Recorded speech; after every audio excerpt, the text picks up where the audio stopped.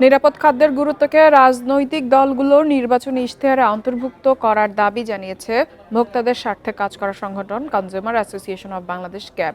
শনিবার রাজধানীর তুলা উন্নয়ন বোর্ডের মিলনায়তনে এক সেমিনারে দাবি জানায় তারা। এ সময় ক্যাব সভাপতি এইচ.এম. শফিকুজ্জামান বলেন, নির্বাচন নিয়ে দলগুলো নিজেদের মধ্যে পরিকল্পনা তুলে ধরছেন, কিন্তু নিরাপদ খাদ্য নিয়ে কোনো আলোচনা চোখে পড়ছে না, যা দুঃখজনক। আগামী প্রজন্মের জন্য নিরাপদ খাদ্যের সংস্থান গুরুত্বপূর্ণ বলে জানান তিনি। এমন পরিস্থিতিতে যে রাজনৈতিক দল আগামীতে সরকার গঠন করবে তাদের এ বিষয়ে আন্তরিক হতে হবে। পাশাপাশি ভোক্তা অধিকার সংরক্ষণ অধিদপ্তর সহ সংশ্লিষ্ট সরকারি সংস্থাগুলোকে আরও দক্ষ হওয়ার আহ্বান ক্যাব সভাপতির। এই পলিটিক্যাল গভর্নমেন্ট আসার পরে তাদের কাছে কি এই সেফ ফুড এটা কি প্রায়োরিটি কিনা? এখন যদি প্রায়োরিটি না হয় তাহলে নির্বাচনী ইশতেহার আপনার তো এই এক সপ্তাহের মধ্যে আপনার তফসিল ঘোষণা হবে। আমরা কেন আমাদের প্রাইভেট সেক্টর থেকে আমরা এই দাবিটা না তুলছি না?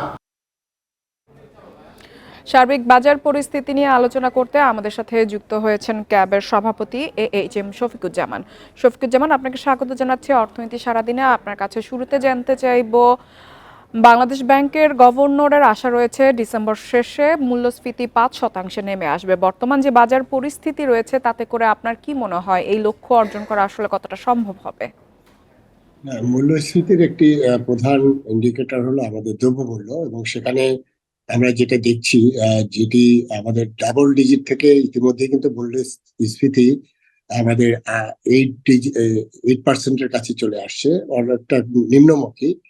কিন্তু দেখেন, সামনে রমজান রয়েছে, এবং সেই রমজানের আগে আপনারা যেটা প্রচার করলেন এই মাত্র, যে খেজুরের শুল্কের বিষয়, এখানে সরকার কিন্তু অনেক সময় সিদ্ধান্তটা নিচ্ছে, কিন্তু অনেক বড্ড দেরি হয়ে যাচ্ছে। সেই জায়গাটা আমি বলবো যে আমাদের মূল্যস্ফীতি নিয়ন্ত্রণের ক্ষেত্রে প্রথম যে জিনিসটা হলো যে সরকারের যখন যে বিষয়টি সিদ্ধান্ত নেওয়া দরকার সেটা কিন্তু প্রপার টাইমে নেওয়া হচ্ছে না।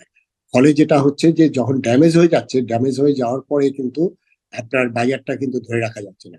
এখন মূল্যস্ফীতির একটি প্রধান যে অংশ, যে দ্রব্যমূল্য, সেই দ্রব্যমূল্যের কারণে আমরা কিন্তু এটি অনেকটাই, যদি সরকারের এই প্রতিষ্ঠানগুলো যেখানে যে দায়িত্বগুলো আছে, সেখানে যদি আমরা এই সিদ্ধান্তগুলো, বিশেষ করে ইম্পোর্টের ক্ষেত্রে, যেমন আজকে পেঁয়াজ হলো আপনার 150 থেকে 160 টাকা কেজি, অথচ আমরা সরকারের পক্ষ থেকে আমরা শুনেছিলাম যে 7 দিনের মধ্যে যদি পেঁয়াজের মূল্য না কমে তাহলে কিন্তু আপনার তারা ইম্পোর্টটা, আইপিটা সীমিত আকারে দেওয়ার খুলে দিবে। কিন্তু আপনাদের 1 মাস হয়ে গেল, সেটা 110 120 টাকা থেকে আজকে 150 টাকা করে আপনার পেঁয়াজের মূল্য আমরা এখন দেখছি, এবং যেটা ভোক্তাদের আমি বলবো যে এটি পকেট কাটা হচ্ছে।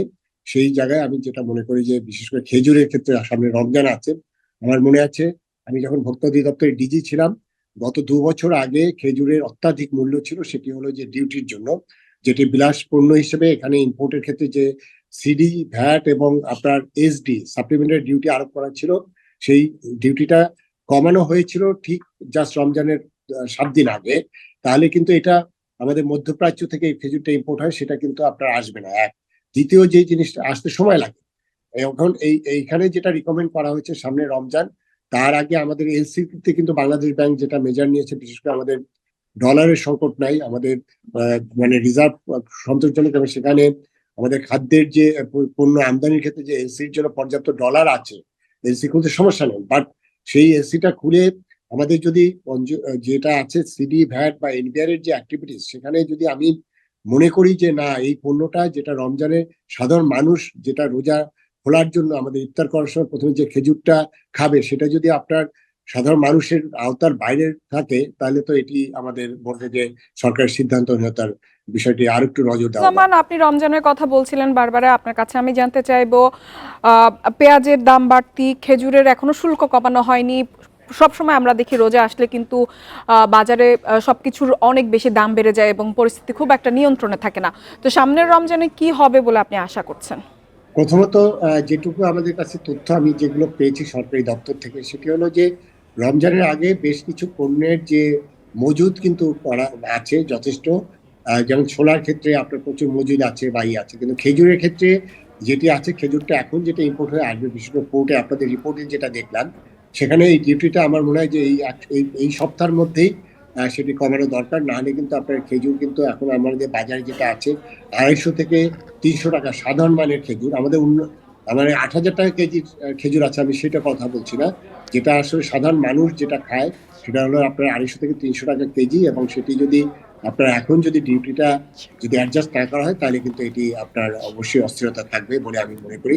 আর পেঁয়াজের ক্ষেত্রে অ্যাকচুয়ালি আমাদের রমজানের সময় ওই সময় আমাদের কিছু পেঁয়াজ আসবে, কিন্তু এই রমজানের পর্যন্ত এই 2 মাস বা সেই সময়ের মধ্যে কিন্তু আমি যদি আহ, যেটা ইম্পোর্টটা এর আগেই খোলার দরকার উচিত ছিল, এবং সেখানে আমি বলবো যে কৃষকদের কথা বলে কৃষকরা এখন কিন্তু মূল্য পাচ্ছে না, পেঁয়াজটা কিন্তু সবটাই চলে গেছে ফরিয়াদের হাতে। সেখানে আমি মনে করি যে এই মুহূর্তে আপনার আইপিটা সীমিত আকারে খুলে দিয়ে আমাদের বাজারটা অ্যাডজাস্ট করা দরকার। এর বাইরে যে পণ্যগুলো আছে সেই পণ্যগুলোর ক্ষেত্রে আমি বলবো যে যথেষ্ট মজুদ আছে, কিন্তু বিপণন ব্যবস্থায় যেন কোনো জায়গায় সিন্ডিকেট তৈরি করে মজুদ করে যেন রমজানে যেহেতু বাড়তি চাহিদা আছে সেই সুযোগ না নিয়ে যেন কেউ অবৈধ যে ব্যবসায়ীরা এখানে অনৈতিক চর্চা করছে রমজানকে সামনে রেখে, যেটা আমাদের ইসলামের যেটা বিষয় আছে যে রমজানটা যে উদ্দেশ্যে অর্থাৎ সারা বিশ্বে যে উদ্দেশ্যে পালন করে, যেখানে দ্রব্যমূল্যের দাম কমে, সেখানে আমাদের এখানে এখন থেকেই বিপরীত যদি আমরা আসলে ব্যবস্থা নেওয়া শুরু করি তাহলে হয়তো রমজানে কিছুটা দ্রব্য মূল্যের লাগাম টেনে ধরা সম্ভব হবে। শফিকুজ্জামান আমাদের সাথে যুক্ত হওয়ার জন্য আপনাকে ধন্যবাদ।